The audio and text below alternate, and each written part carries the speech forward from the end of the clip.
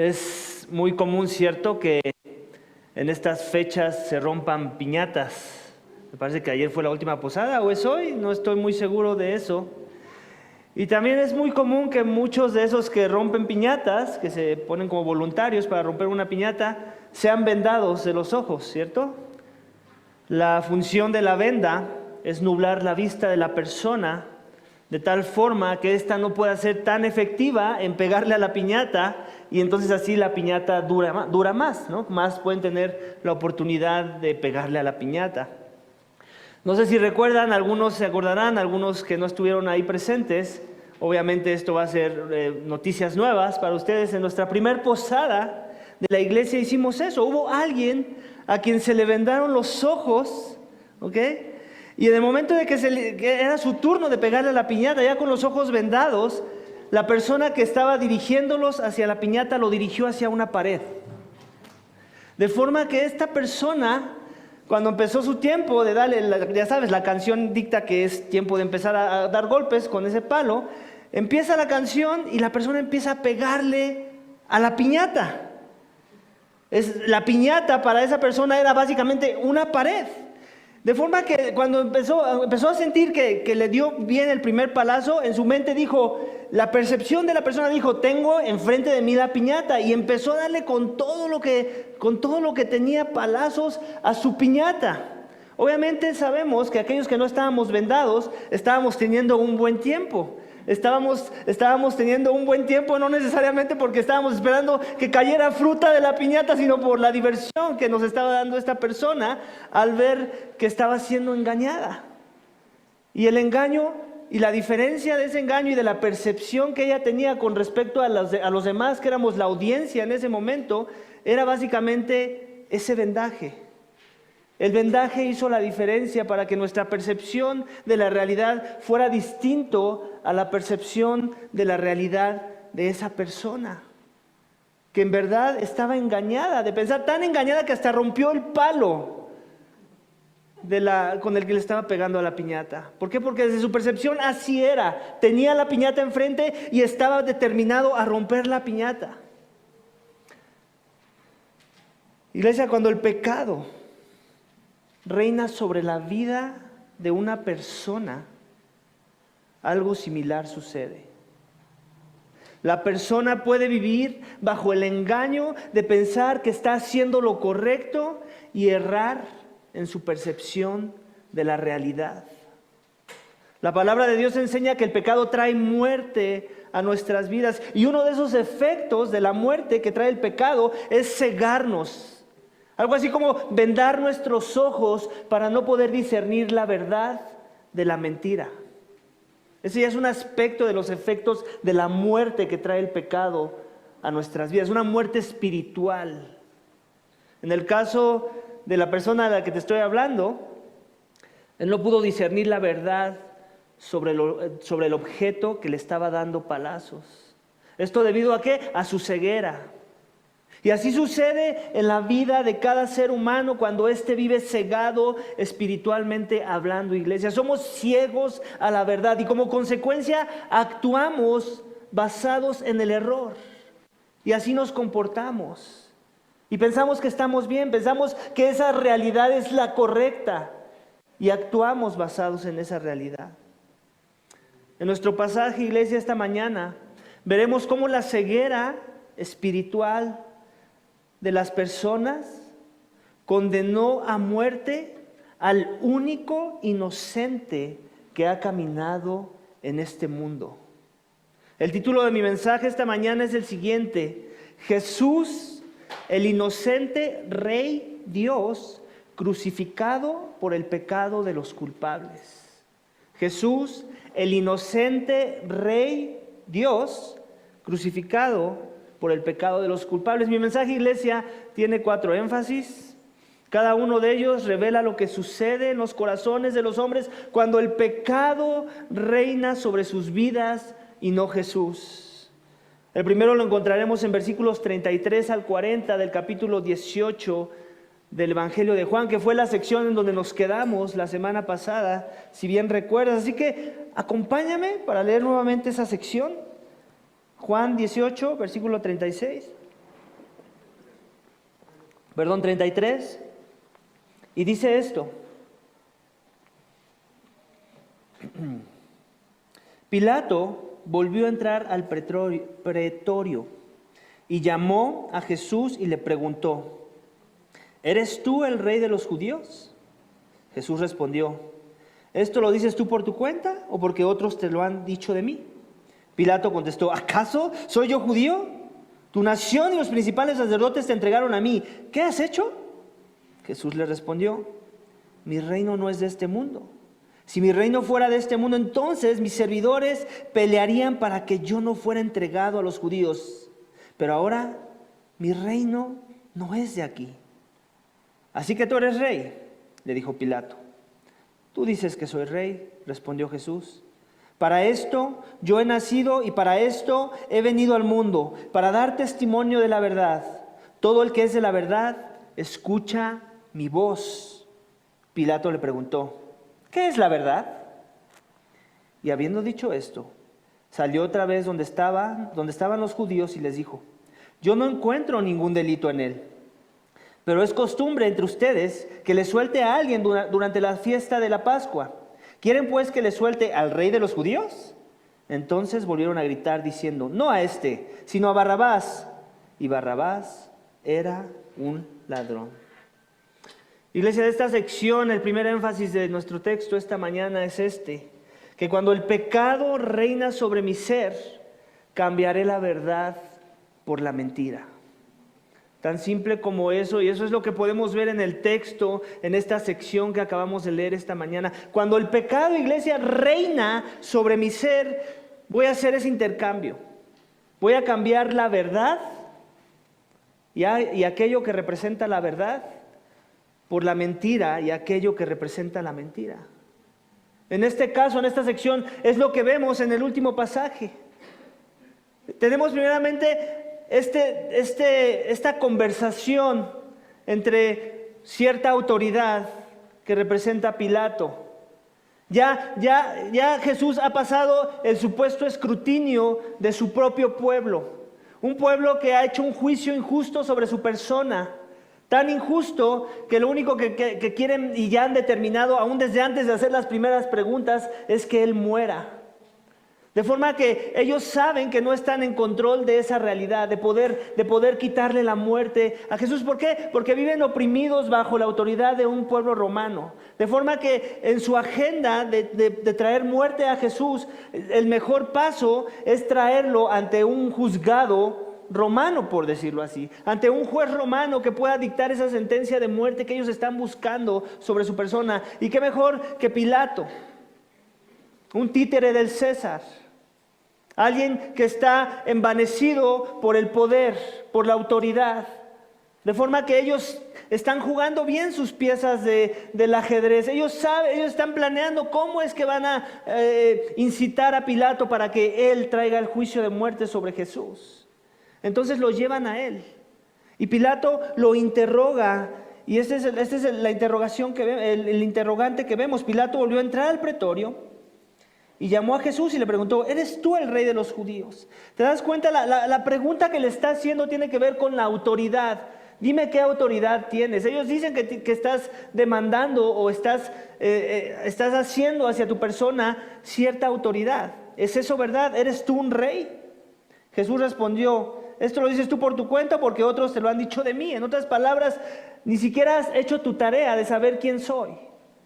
Ni siquiera estás haciendo esto en legalidad como para juzgar a alguien que están trayendo a tu presencia para que lo juzgues. Estás simplemente dejándote llevar por los primeros comentarios. No has indagado, no has profundizado en la verdad de mi persona. Y esto es notorio para Jesús y se lo quiere hacer ver a Pilato en ese momento. Pilato contestó: ¿acaso soy yo un judío? Como diciendo: ¿a mí qué me importa tu persona? ¿A mí qué me importa de dónde tú vienes, tu trasfondo? Yo estoy familiarizado, a mí lo que me importa es el emperador, a mí lo que me importa es el imperio romano, no asuntos de los judíos. ¿Acaso yo soy judío? Por eso la pregunta. Tu nación y los principales sacerdotes te entregaron a mí, ¿qué has hecho? En otras palabras, aunque a él no le importa, Él sabe y puede discernir que la situación no es la situación promedio. Los que lo están entregando no es la persona promedio, son la élite del judaísmo. Es el sumo sacerdote y órdenes del sumo sacerdote las que están siendo enviadas para que éste sea juzgado. De forma que él, en la mente de la persona promedio y la lógica a la que lo está llevando Pilato es, debiste haber hecho algo grave. Digo, ya para que te hayan entregado a mí, ya para que no hayan podido lidiar contigo, seguramente eres una persona muy mala. ¿Qué has hecho? Son preguntas sinceras de alguien que desconoce totalmente el trasfondo de la persona que está siendo acusada. Jesús les respondió, y aquí está la respuesta a la primera pregunta: ¿eres tú el rey de los judíos? Mi reino no es de este mundo. En otras palabras, ¿qué viene implícito? Que Él sí es un rey, pero es un rey muy distinto a los reyes de la tierra, tan distinto que no es de este mundo. Sus estándares no son de este mundo, su economía no es de este mundo, su sistema no tiene nada que ver con las corrientes de este mundo. Dice, si mi reino fuera de este mundo, entonces mis servidores pelearían para que yo no fuera entregado a los judíos, que básicamente fue lo que Pedro hizo. ¿Recuerdas? Lo vimos la semana pasada. Él lo que hizo fue tratar de defender a su Señor, pero en los términos de ¿qué? De los reinos de este mundo. Como la persona promedio defendería a su rey en otra tierra, como el escudero defendería a aquel que es su maestro. En este caso, Jesús está hablando de esto, y no lo mencioné la semana pasada, pero en otros evangelios, Jesús se lo dice a Pedro: hey, si yo quisiera defensores, yo traería legiones de ángeles en este momento y desaparecería a mis enemigos. O sea que ni siquiera necesitaría usar poder humano para poder desatarlo o librarlo de sus opresores. Él traería algo más efectivo que el poder humano, poderes celestiales, ángeles, para destruir a sus enemigos. Sin embargo, como lo dijimos la semana pasada, Jesús está tan en control de su situación, está tan determinado en cumplir con la misión, y su plan está tan alineado a su voluntad, que no lo hizo así. Y es lo que está tratando de transmitir en estas páginas. Dice, pero ahora mi reino no es de aquí. En otras palabras, la guerra que se está peleando aquí no tiene nada que ver con armas, ni con armaduras. Es una guerra que trasciende el ojo humano. Es una guerra que tiene que ver con principados, con espíritus, con potestades, con fuerzas demoníacas que están confabulando en contra de los corazones de los hombres, tanto que los ciegan a la verdad, para que cambien la verdad por la mentira. Luego continúa diciendo, así que tú eres rey. En otras palabras, entendió bien la respuesta Pilato en base al argumento de Jesús. Y Jesús le responde, tú dices que soy rey. En otras palabras, tu declaración es cierta. Tu declaración es la correcta. Respondió Jesús, para esto yo he nacido y para esto he venido al mundo. Escucha, ¿para qué nació Jesús? Para esto Él ha nacido. Ayer celebramos, la semana pasada y ayer estuvimos celebrando la Navidad, ¿cierto? El nacimiento de Jesús. Escucha, ¿para qué nació Jesús? Lo dice en este versículo 35, 37. Para esto yo he nacido y para esto he venido al mundo, para dar testimonio de la verdad. Y todo el que es de la verdad, escucha mi voz. En el 14:6 Él ya dijo que Él era el camino, la verdad y la vida, que nadie puede venir al Padre si no es por Él. En otras palabras, para dar testimonio de su persona, de Él mismo, de su identidad, de su necesidad de venir, de la necesidad que tenemos de un sacrificio como Él lo es. Pilato le preguntó, ¿qué es la verdad? Esa es la pregunta que se siguen haciendo las personas hasta nuestros días. ¿Qué es la verdad? Muchas veces es la pregunta que usamos para justificar el no someternos a la verdad. ¿Quién tiene la verdad? ¿Cómo es que podemos discernir la verdad? Todos dicen tener la verdad, por eso yo mejor no busco la verdad. Cuando Jesús dijo que había una verdad. No importa si yo tengo una mentira que predicar a otros. Si Jesús ya dijo que hay una verdad, hay que discernir entre esa mentira y la verdad. El que alguien hable mentiras no es justificación para no buscar de la verdad, porque la verdad existe y Jesús lo dijo con su propia boca. Esa es la pregunta en este momento. ¿Cuál es la verdad?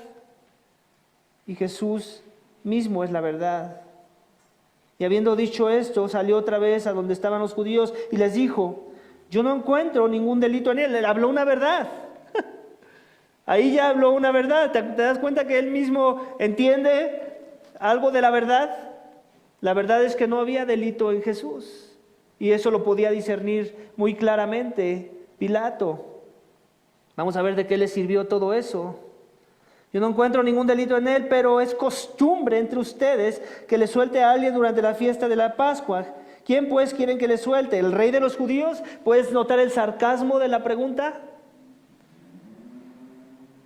A pesar de que Jesús ya le habló de que su reino no es como los reinos de este mundo, de que él es un rey muy distinto a los reyes como los conocemos, como los conocería Pilato en su contexto con César, sigue incrédulo a la realidad de quién es Jesús, a la realidad de la verdad de su carácter, de su persona, de su identidad. Y entonces él usa esto para mofarse de sus acusadores. Y por eso usa ese título. ¿A quién quieren pues que le suelte al rey de los judíos? Entonces volvieron a gritar diciendo: no a este, sino a Barrabás. Y Barrabás era un ladrón. Iglesia, ¿te puedes dar cuenta de la ceguera espiritual de las personas? Hasta un impío como César, hasta alguien que no tiene conocimiento de la ley de los judíos, de sus estándares de santidad, de sus estándares de la búsqueda de un Mesías prometido, puede ver inocencia en Jesús. Pero los líderes religiosos no lo ven así. Esos, incluyendo la audiencia a la cual convocaron para gritar: crucifíquenle, no podían ver su realidad. Su percepción de la realidad era totalmente torcida. Primero lo querían coronar rey. ¿Recuerdas cuando Jesús entró la entrada triunfal a Jerusalén con un burrito? Esos que lo querían coronar rey ahora lo estaban juzgando a muerte. ¿Te puedes dar cuenta de la farsa, de lo que hace la religiosidad en los corazones de las personas? La religiosidad no cambia los corazones. La religiosidad no ayuda a que tu percepción de la realidad sea la correcta. Lo único que hace es darte una apariencia de piedad. Te ayuda a verte bien externamente, pero en el interior estar totalmente podrido. Tan podrido como estar dispuesto a gritar: suéltanos a un delincuente, a uno que era asesino y ladrón, y quédate con el que tú mismo no puedes encontrar culpa, ni nosotros, por eso lo trajimos aquí. Básicamente ese es el argumento. Ellos no encontraron a Pilato, que representa el imperio romano, que nos oprime y que seguramente nos van a hacer el favor. ¿Te das cuenta del intercambio de la mentira por la verdad? Aquí podemos ver la hipocresía de los corazones de los líderes religiosos. Ahí podemos ver el engaño y qué tan profundo puede ser el engaño del pecado, que estás haciendo algo que piensas que es lo correcto y escoges la mentira por la verdad. Escoges algo tan claro como un delincuente por alguien a quien no puedes encontrar culpa y llamarlo bueno, llamarlo lo correcto.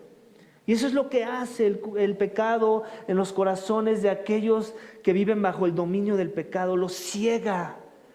Es una ceguera espiritual. Es tan ciega la cosa como cuando le pegas una piñata con los ojos vendados.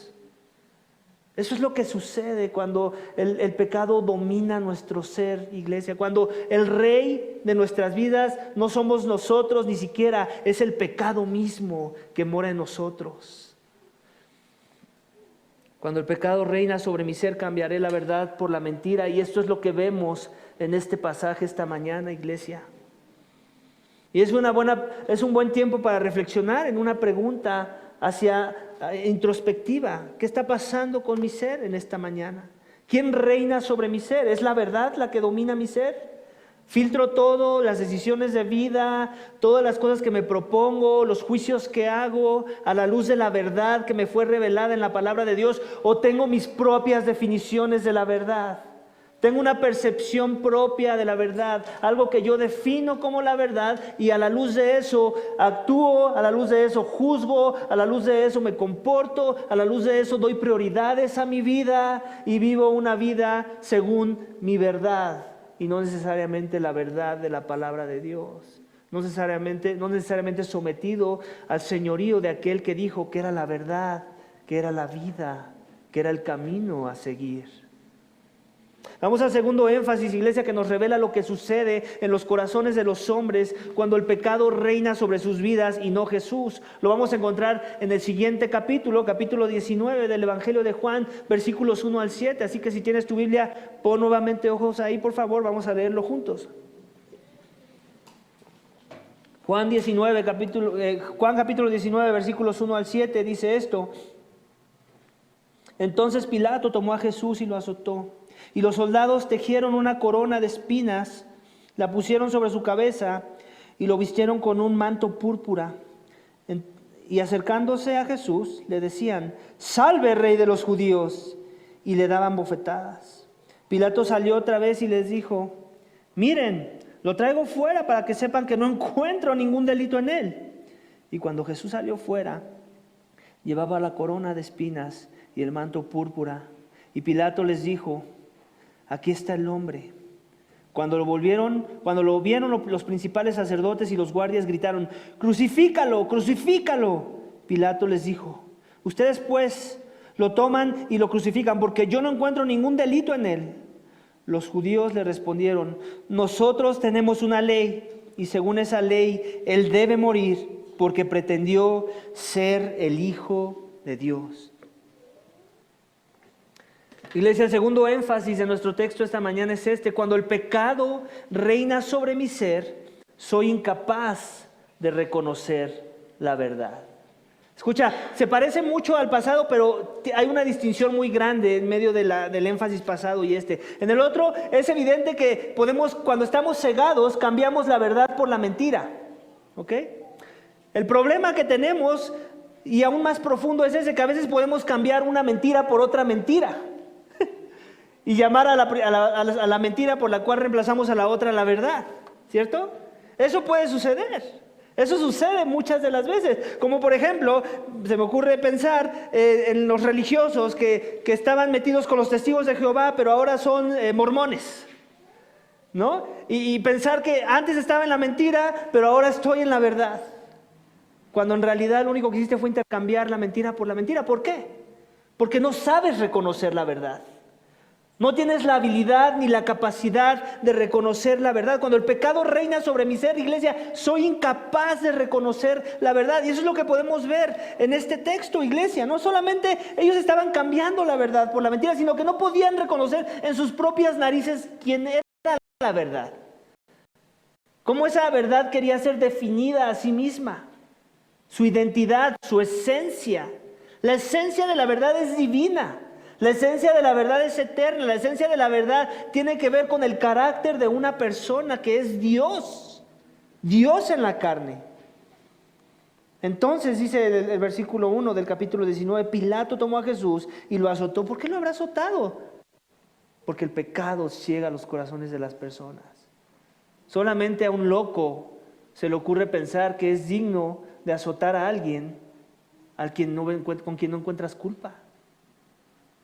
Solamente cuando estás cegado en tu propio pecado, en tu propio razonamiento. Y si los soldados tejieron una corona de espinas, tienes que comenzar a ver la ironía de la situación. Los soldados tejieron una corona de espinas, como un rey digno de su corona, pero de espinas en este caso. La pusieron sobre su cabeza y lo vistieron con un manto púrpura. Para aquellos que no están familiarizados con el contexto cultural, los reyes de la época se vestían de púrpura. El color púrpura era un color que transmitía realeza, que transmitía que eres monarca, que eres un rey, que eres alguien que gobierna con la autoridad. Bueno, lo hicieron, obviamente no necesariamente era un bordado fino, ¿verdad? Seguramente era una manta que se encontraron por ahí y se la pusieron, pero era de color púrpura. Y acercándose a Jesús le decían, como digno de un rey, ¿verdad? Salve, Rey de los judíos, viva, Rey de los judíos. En otras palabras, se estaban mofando de su persona. Eso es lo que hace el pecado en los corazones de aquellos que tienen la vista nublada. Y le daban, ¿qué? De bofetadas al inocente, al que el propio Pilato no pudo encontrar culpa. Sus seguidores no hacen sino lo que su maestro les dicta. Si Pilato lo mandó a azotar, ellos harán lo que su maestro les dicta. Pilato salió otra vez y les dijo: miren, lo traigo fuera para que sepan que no encuentro ningún delito en él. Entonces, ¿por qué lo golpeaste, Pilato? Para empezar. Mas, sin embargo, cuando vivimos dominados por el temor a los hombres, y nuestro temor a los hombres es más grande que el temor a Dios, vamos a estar dispuestos a romper las reglas, nuestras propias reglas, nuestros propios estándares de vida. Y Pilato estaba dispuesto a violar su propia conciencia. Y así es como lo está demostrando. Y yo creo que pensó en su mente: me voy a ver el bueno de la película aquí. Por un lado, les voy a dar un poquito de lo que ellos quieren ver, ¿no? Un tipo de castigo sobre al cual ellos consideran criminal, ¿no? Y por otro lado, no lo voy a matar porque yo no veo culpa en él. Él quería tener sus 2 rebanadas del pastel. Y eso no se puede en esta vida, iglesia. La neutralidad no es amiga del Evangelio de Jesucristo. Son las convicciones sanas y bíblicas las que debemos estar forjando en nuestra mente. Y eso era lo que se demandaba en ese momento. Sin embargo, Pilato no lo entendía. ¿Por qué? Porque al igual que los judíos, estaba cegado a la verdad. Al igual que los judíos, estaba más interesado por su autoridad, más interesado por sus motivaciones egoístas, humanas, meramente centradas en lo horizontal, que en verdad glorificar a Dios con su vida. Y eso es lo que podemos ver. Lo trae, lo presenta pensando que eso va a aliviar un poco la ira de la muchedumbre, y obviamente no funcionó. Al contrario, me puedo imaginar que eso alentó su sed de sangre, su sed de justicia a sus propios ojos. Y cuando Jesús salió fuera, llevaba la corona de espinas y el manto púrpura, y Pilato les dijo: aquí está el hombre. Y ve la respuesta. Cuando lo vieron, los principales sacerdotes y los guardias gritaron: crucifícalo, crucifícalo. Pilato les dijo: ustedes pues lo toman y lo crucifican, porque yo no encuentro ningún delito en él. ¿Te das cuenta de la repetición de palabras? Él no encuentra ningún delito. Él lo ve como una persona inocente, no culpable. Mas sin embargo no está haciendo nada, aunque tiene la autoridad para hacer algo. No siempre el tener autoridad es símbolo de que tiene sabiduría. Tenemos que dejarlo bien en claro. No todas las personas en autoridad tienen sabiduría. Dios las usa. A pesar de su ignorancia, Dios las pone porque a nadie se le escapa. Nadie que ha sido presidente de México ha sido presidente de México porque Dios no lo permitió. Y así nos podemos ir con todos los cargos altos del país y de los países de este mundo. Los judíos le respondieron: nosotros no tenemos, según esa ley, él debe morir porque pretendió ser hijo de Dios. Ahí está.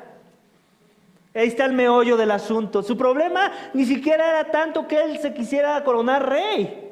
Ellos mismos lo querían coronar rey. El mismo pueblo estaba a favor de su reinado, iglesia. Su problema era que no podían reconocer la identidad de ese rey. Un rey que fue muy claro en sus argumentos, tan claro que llegan a esa conclusión: este se dice ser hijo de Dios. Ese es mi problema. Yo no puedo soportar la idea de pensar que tengo un rey que se dice ser Dios. Eso es blasfemo en la mente del judío de la época. Eso es blasfemo en la mente de los líderes religiosos hipócritas que están intercambiando la verdad por la mentira.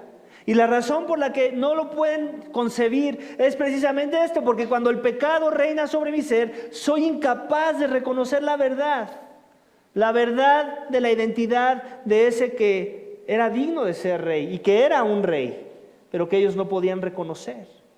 Su problema y la razón, iglesia, por la que Cristo fue a la cruz, el problema más grande y el meollo del asunto tiene que ver con su identidad de Señor de los cielos, del Creador, de aquel con el cual empezó Juan su evangelio.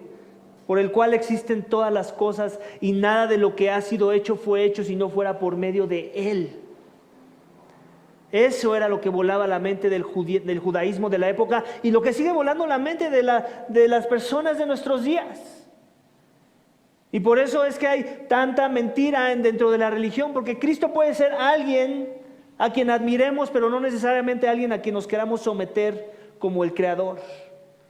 Como aquel de que dice algo y eso que dice yo lo tengo que acatar o buscar acatar al pie de la letra. Porque el que lo dice no es cualquier hombre, es el Rey hombre, es el Dios hombre.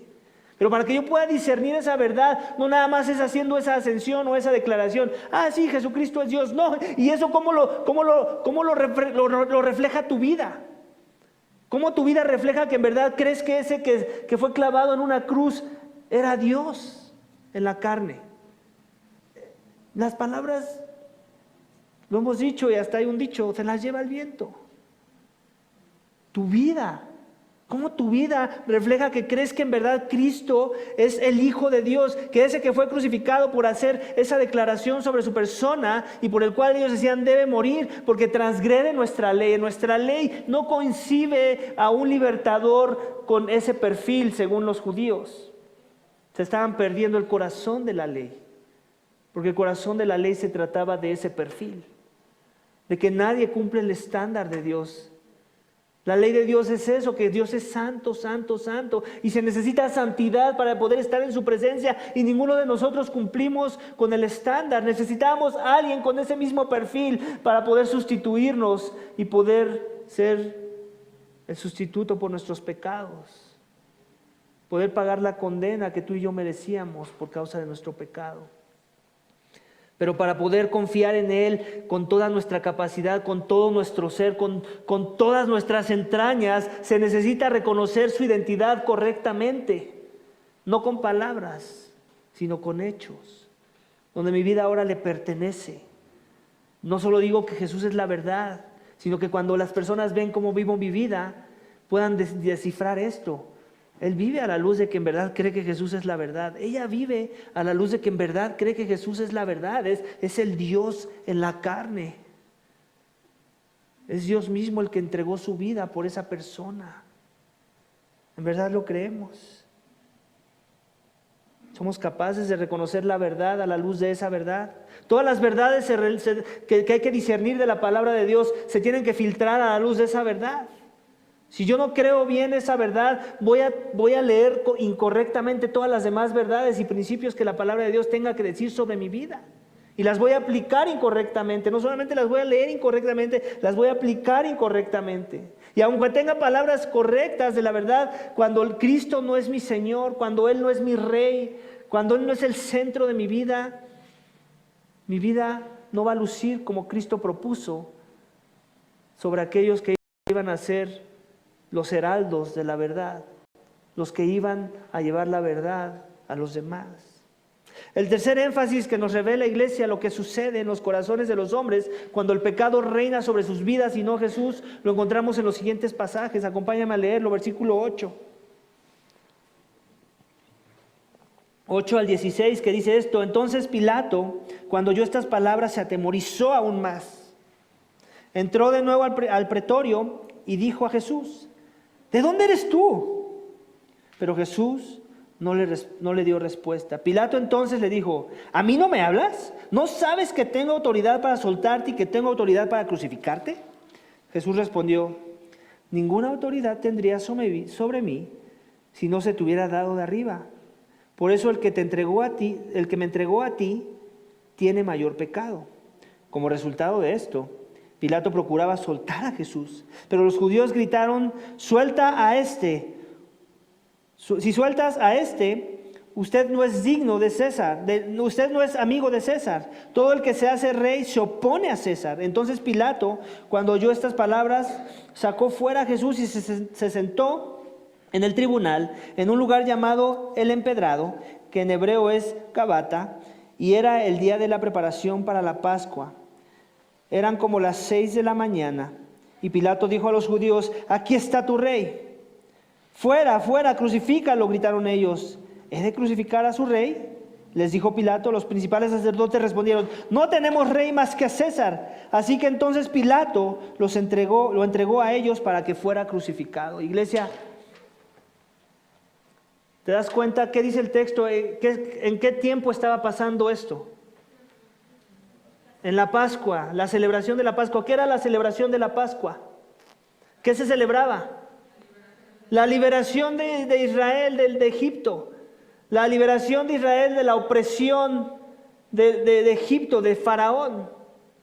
¿Te das cuenta de lo que está pasando? El intercambio de lo que está pasando. Cuando el pecado, iglesia, reina sobre mi ser, complaceré al hombre antes que a Dios. Es lo que podemos ver en el tercer énfasis del texto. Aquí podemos ver a César complaciendo al hombre antes que a Dios. Más atemorizado por lo que piense César que lo que piense Dios. Los judíos están manipulando la situación de tal forma que su objetivo sea cumplido, que Cristo sea entregado para muerte. Y la ironía de la situación es precisamente esa, que ellos estaban en el día de la celebración de su independencia, estaban entregando a su rey para ser crucificado, cuando debían de haber celebrado la verdadera liberación, cuando Cristo, el Dios hombre, viene a pagar por el pecado de los hombres. Cuando Cristo viene a morir por el más grande opresor que alguna vez ha existido en el corazón del hombre, y es el pecado mismo. Ese que nos esclaviza a servidumbre, a servir al horizontal, a servir a las cosas que se oponen a la voluntad de Dios. Cuando Cristo viene a morir como ese rey que viene a pagar por ese tipo de libertad, entonces es el tipo de rey que es digno de toda nuestra devoción. Cuando Él trae la verdadera libertad del verdadero problema. El verdadero problema de los judíos no era que estaban bajo Roma, tan no lo era que estaban dispuestos a decir y asociarse con César.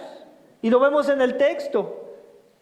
Ahí otra vez la hipocresía de sus corazones. ¿Recuerdas en el capítulo 8 de Juan que Jesús les decía que el que es esclavo del pecado, que el que comete pecado es esclavo del pecado? Y ellos decían: ¿de qué tipo de esclavitud estás hablando? Nosotros nunca hemos sido esclavos de nadie. Nosotros somos hijos de Abraham. Cuando la realidad es que ellos no veían el verdadero problema. Aparte de que sí eran esclavos de alguien, de Roma. Tan esclavos que lo admiten en esta declaración. Nosotros no tenemos rey más que César. Ahí está la hipocresía de sus corazones. Primero niegan estar bajo el dominio de César, ahora lo aceptan. ¿Con qué fin? De que se lleve a cabo su voluntad, de que Cristo sea puesto a muerte. Están dispuestos a asociarse con aquellos que los oprimen con tal de salirse con la suya. Y Pilato, con convicciones igual de torcidas que las de ellos, él tiene miedo, dice el texto. ¿Por qué tenía miedo? Porque ya estaba empezando a conocer quién era Jesús. No solamente lo veía en su persona, no solamente lo veía en su carácter, lo veía en sus palabras. La verdad es que estaba empezando a hacer algo en su vida para confrontarlo con la veracidad de sus actos, con las motivaciones torcidas de sus actos. Entonces él quería, en su mente humana y carnal, quería negociar esto, quería hacer algo para poder librar a este inocente. Pero en cuanto le tocaron su punto débil, el egocentrismo de su corazón, la vanagloria de pensar que las posiciones y la posición de autoridad es lo que nos trae verdadero placer en la vida, cuando le tocaron a su ídolo, estuvo dispuesto a caer en el juego de los judíos.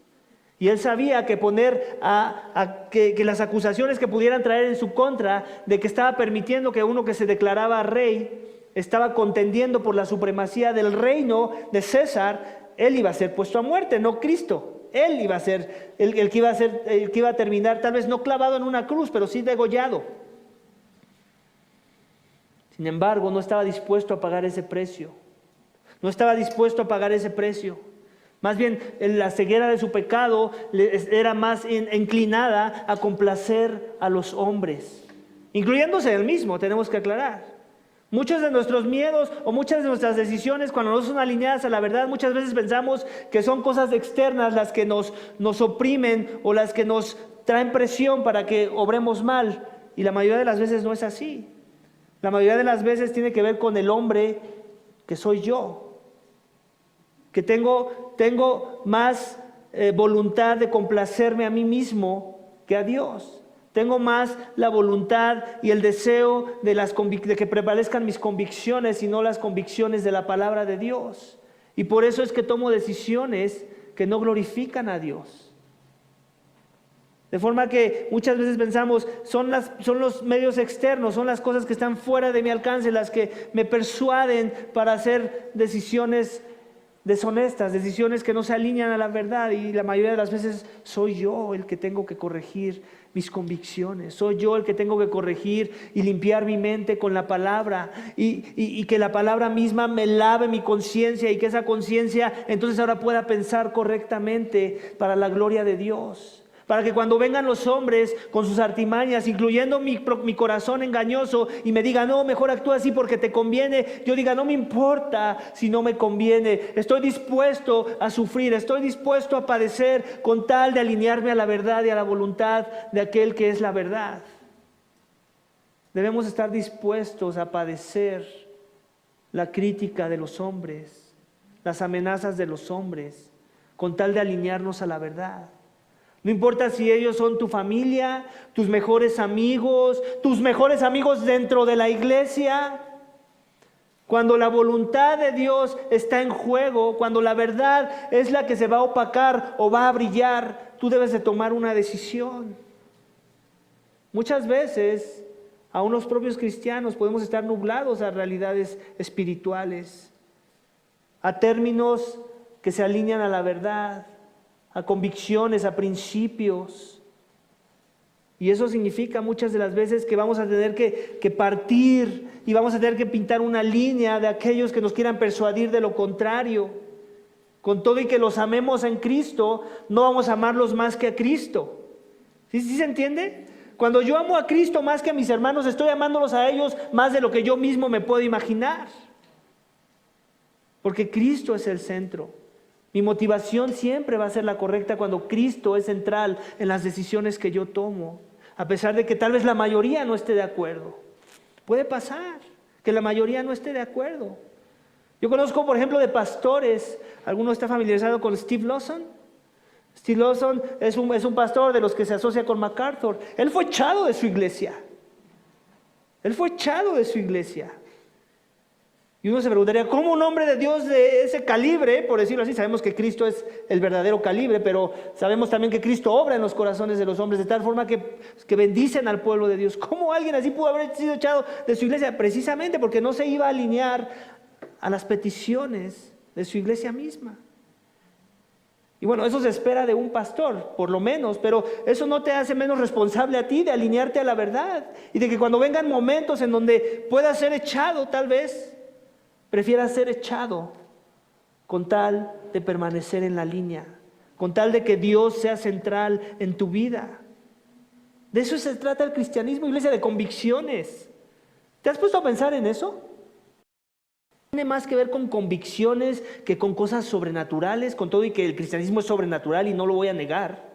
Necesita pasar algo sobrenatural en el corazón de la persona para que esas convicciones se lleven a cabo. El Espíritu Santo, la palabra, son los que hacen que eso nazca desde adentro. Pero al final todo se reduce en convicciones. Eso es lo que se va a ver. Eso es lo que tú y yo vamos a poder ver. ¿Cuáles son las convicciones de esta persona? ¿Cuáles son las convicciones de esta persona? ¿Por qué tomó esa decisión? ¿En base a qué? Tuvo que haber sido en base a sus convicciones. ¿Fueron basadas en la palabra de Dios o en su propia opinión? ¿O en el temor a los hombres? ¿O en el temor a las circunstancias externas? ¿En el temor al COVID? ¿En el temor a lo que sea? Convicciones, convicciones, convicciones. En una plática con uno de los encargados de ministerio, yo le decía, mira, haces muy bien tu trabajo, pero a mí no me interesa tu trabajo. Yo estoy buscando aliados con convicciones. Yo quiero que tengas convicciones, porque si no nada más no me sirves a mí como tu pastor, no sirves a Dios, que es todavía más importante. Dios quiere hijos con convicciones, iglesia. Si algo tiene que ser nuestro propósito para el próximo año es crecer en nuestras convicciones, para que cuando tengamos que discernir de la mentira con la verdad, lo hagamos para la voluntad de Dios, para la gloria de Dios. La palabra lo dice. Parte del por qué Dios nos dejó este libro es para que sepamos discernir el bien del mal.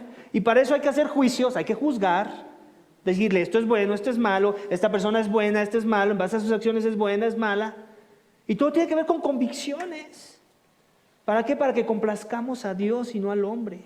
Y no seamos como César, vil hipócrita, que le llama inocente a uno que en verdad es inocente y aún está dispuesto a comprometer sus convicciones.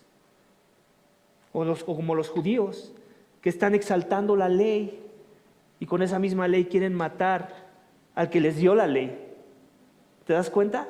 Falta de convicciones, ceguera espiritual. El último énfasis, iglesia, que nos revela lo que sucede en los corazones de los hombres cuando el pecado reina sobre sus vidas y no Jesús, lo encontramos en los últimos versículos de este pasaje, versículos 17 al 22, que dice esto: tomaron pues a Jesús, y él salió cargando la cruz al sitio llamado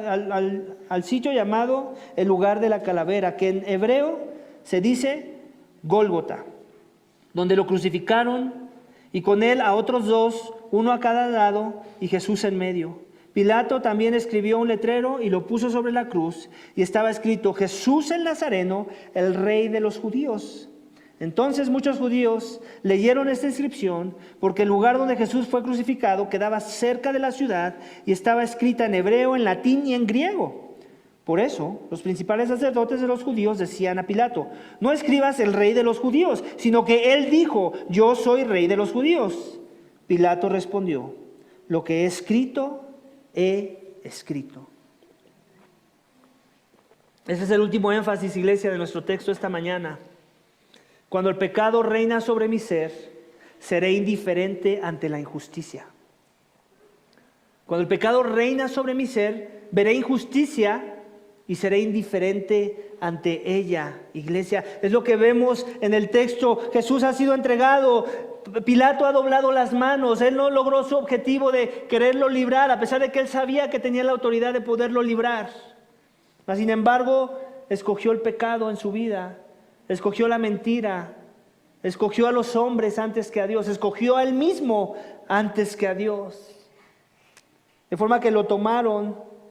Jesús salió cargando su cruz al sitio llamado lugar de la calavera, que en hebreo se dice Gólgota, donde lo crucificaron. ¿Te das cuenta? Juan nos está dando un resumen. Él no está siendo tan detallista en esos eventos, en ese vía crucis de lo que está pasando. Hay otros evangelios que sí lo son. Algunos dicen que hubo uno de Cirene que cargó la cruz. Mas sin embargo, Juan no nos está dando esos detalles. Él lo que quiere es dar otro contraste de la verdad de los hechos.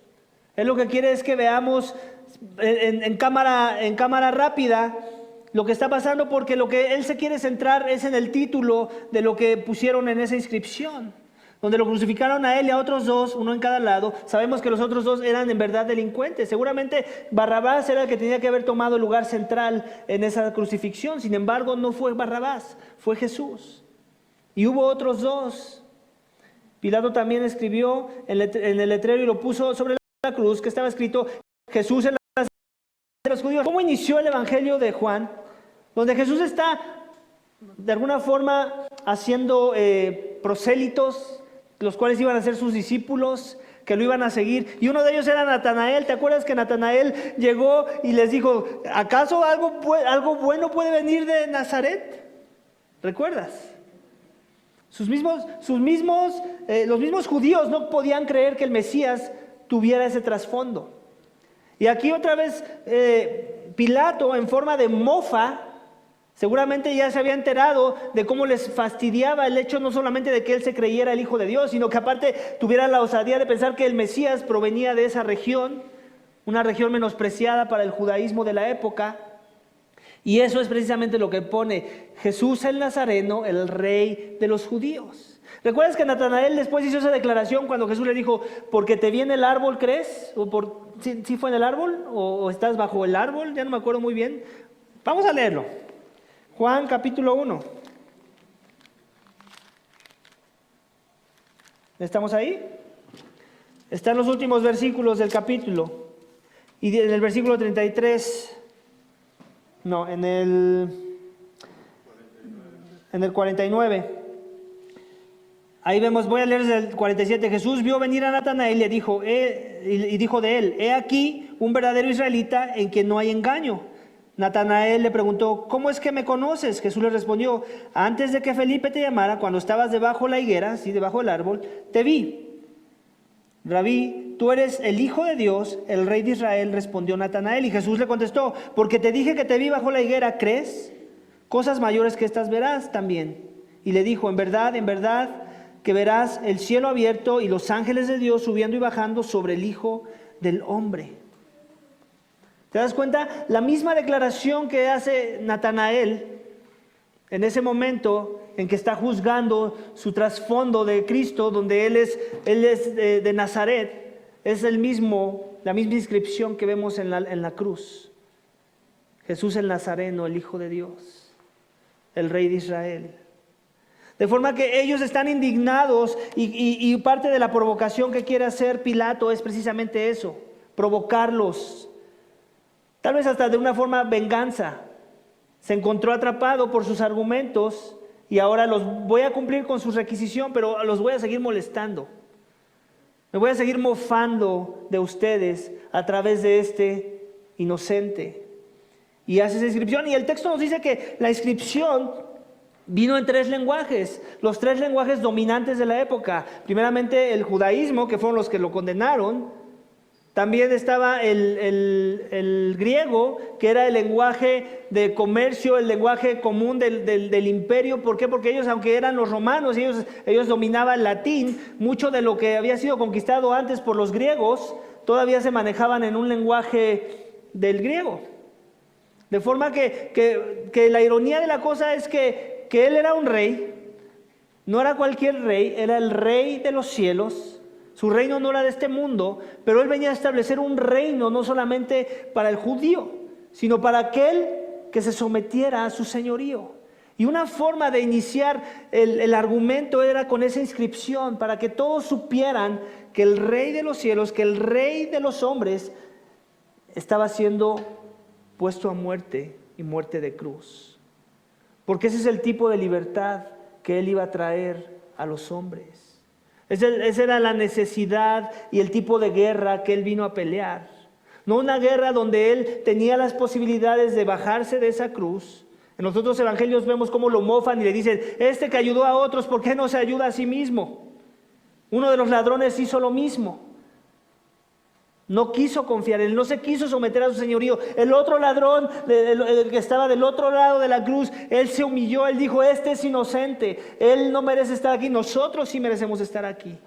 Y básicamente son esos 2 ladrones, básicamente son la punta del iceberg. Ellos 2 representan a una humanidad entera, pero dividida a la vez. En donde uno representa a los que se humillan y el otro representa a los que permanecen con corazones endurecidos y que son indiferentes a la injusticia. De forma que aquellos que se rinden a Cristo, que le dicen, tú eres Dios, tú eres Señor, tú eres digno de honor, de gloria y de que yo me rinda a tus pies, ellos se les promete un paraíso. Así como se le prometió a ese ladrón. A los otros, lo único que les espera es juicio. Un juicio que tal vez todavía no se consuma, pero que ya viven bajo un cierto tipo de juicio. El hecho de no poder reconocer la verdad, ¿sabes que ya es un tipo de juicio que están experimentando las personas? Y que las decisiones que toman de vida, que los llevan a más dolor, a más sufrimiento, a más vanidad, ya es un tipo de juicio que las personas están experimentando en esta tierra. ¿Sí sabías eso? Eso debería servirte como de consuelo. Cuando tú ves injusticia y te duele y los demás son indiferentes a la injusticia, ellos están experimentando juicio en base a esa indiferencia. El ver a un inocente siendo clavado en una cruz y no levantar la voz para que eso no suceda, eso ya es experimentar un tipo de juicio. Cuando Dios entrega a las personas a sus vanidades, a las impurezas de su corazón, porque no han querido escuchar ni someterse a la verdad. Yo no sé dónde tú estás parado esta mañana con respecto a la verdad, o esta historia con la cual estamos muy familiarizados, donde pensamos muchas de las veces, esta es una percepción torcida de la verdad. Escúchame, ¿has escuchado alguna vez esta frase? ¿Por qué pasan cosas malas a la gente inocente y buena? ¿Alguna vez la has escuchado? Ese pensamiento solamente viene de alguien que vive engañado, que vive en tinieblas. Porque la verdad es esta, que solamente eso ha pasado una vez. Solamente ha habido uno solo bueno que ha caminado esta tierra y que era digno y que aún así se le trató mal. Y ese era Jesús. Él era el único bueno.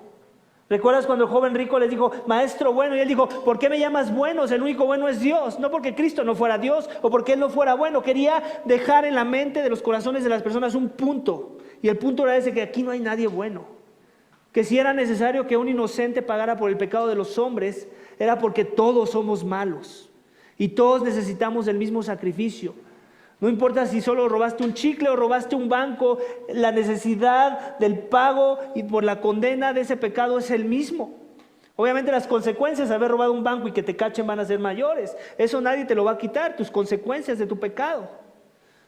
Pero el punto aquí de Jesús es este, que el único inocente que ha caminado en la tierra es Él. Él era el único digno y que no merecía la muerte. Mas sin embargo llevó la muerte en nuestro lugar, para que nosotros que somos los culpables, los que si hubiéramos estado con la muchedumbre, de igual forma nos hubiéramos unido al canto y hubiéramos gritado, crucifícalo, crucifícalo, pudiéramos ser libres de la culpa, pudiéramos ser justificados de la condena, pudiéramos ser absueltos de la ira misma de Dios en contra del pecador que no se humilla, en contra del que piensa que puede ir por la vida viviendo la verdad en sus términos y no sometiéndose a la verdad de la palabra de Dios. Cristo es la verdad encarnada. El verbo que se hizo carne fue el que tomó nuestro lugar en esa cruz, para que tú no mueras, sino que vivas. Él lo dijo, el que cree en mí, aunque muera, vivirá. ¿Crees esa verdad? ¿De qué tipo de vivir está hablando? ¿De simplemente tener un cuerpo resucitado y glorificado en el día del juicio? No, va más allá que eso, aunque eso es parte de lo que nos emociona de esa verdad. Empieza hoy. Empieza con convicciones correctas, alineadas a la verdad. Empieza glorificando a la verdad con tu vida y en sus términos y para su gloria. Y estar dispuesto a sufrir y padecer en este mundo con tal de alinearte a la voluntad de aquel que es supremo y que es digno y que en verdad es rey y que en verdad reina sobre los corazones de aquellos que han confiado en su sacrificio, en su salvación. Yo no sé dónde estás parado esta mañana con respecto a la verdad. Yo no sé si piensas que esto que acabo de contar suena muy interesante como para hacer una película de ficción, pero en realidad es ficción para tu vida. Si es así, me entristece decirte con todo el amor y compasión que Dios pone en mi corazón que vives en tinieblas y que vas a perecer un día. Y un día no voy a ser yo el que te va a decir, estás mal. Va a ser el que te creó, el que es rey, que te va a decir, apártate de mí, hacedor de maldad. Yo nunca te conocí, te di la verdad, cambiaste la verdad por la mentira, no supiste reconocer la verdad, viviste para ti y para el temor a los hombres y no para el temor de Dios. Y amaste la injusticia antes que la verdad. Así que no sé si ves con claridad la majestad de Jesús esta mañana. Y como consecuencia vives sometido al señorío del rey, como rey sobre tu vida y viviendo para su reino. O si el pecado aún reina de tal forma que vives esclavo a tu pecado y haciendo lo que tu maestro el pecado te incita a hacer. Mi esperanza esta mañana es que la venda de los ojos sea removida, que puedas ver con claridad la redención que Cristo viene a ofrecer y que solo Jesús, Él pueda obtener esa redención sobre tu alma y no tus buenas obras para que nadie se gloríe. Se requirió, escúchame bien, de la vida de un inocente para traer la libertad de la esclavitud, del pecado, de los culpables que somos nosotros. Si Cristo aún no es tu Rey, Dios, esta mañana, si aún sigues y vives pensando que le estás pegando a la piñata cuando en realidad le estás dando palazos al aire o algo más que no es la verdad, ruego para que la verdad de Cristo sea el centro de tu vida y la redención de tu alma sea una realidad a la luz de lo que hemos predicado hoy. Vamos a orar para que Dios nos dé esa gracia. Señor, te damos gracias por tu palabra. Gracias porque la realidad es esta, que si no es porque tú haces algo en nuestros corazones, nosotros somos ciegos a la verdad. Lo podemos ver en este texto, Señor, en todas las secciones, cada una de ellas podemos ver a gente que vive en tinieblas, que no puede reconocer la realidad, que la percepción de su realidad es torcida, es muerta, es vana, es alineada a las tinieblas y no al reino de la luz. Podemos ver cómo cada decisión que toman los hombres están fundamentadas en eso, en la verdad o en la mentira. Y cómo cada decisión trae un impacto, y el impacto siempre va a ser eterno. De escoger al rey para someternos a su señorío, para confiar en su sacrificio, para vivir para su gloria, o escoger la mentira y a nosotros mismos y a definir nuestra propia verdad y vivir a la luz de esa falsa realidad. Ayúdanos, Señor, a que ese no sea la realidad de los que escuchamos este mensaje hoy, que podamos en verdad someternos a aquel que dijo que era el rey, aquel que dijo que su reino no es de este mundo, aquel que dijo que vino a traer libertad a los cautivos, aquel que dijo que el pecado era el enemigo a vencer y que lo venció en una cruz. El poder mismo del pecado ya no nos puede contener si en verdad hemos creído. Ahora vivimos en santidad, buscamos la santidad, buscamos arrepentirnos del pecado que aún mora en nosotros y cambiar en tus términos, según tu palabra, y guiados por el Santo Espíritu de Dios. Señor, ayúdanos, que si hay alguien aquí esta mañana que piensa que se puede salir con la suya, que piensa que puede ir un segundo más caminando en la mentira y que se va a salir con la suya y que no va a traer consecuencias a su vida, Señor, quebranta a esa persona. Que pueda ver su iniquidad, que pueda ver su transgresión, que pueda ver su vileza, que pueda ver su culpa, y que la única esperanza a la que él quiera recurrir sea la esperanza que Cristo ya ha dado, el inocente que murió por el culpable, el que vino a pagar la deuda que nosotros no podríamos pagar ni con nuestra mejor obra, el que vino a ver, en verdad traer salvación y morir por el pecado de muchos.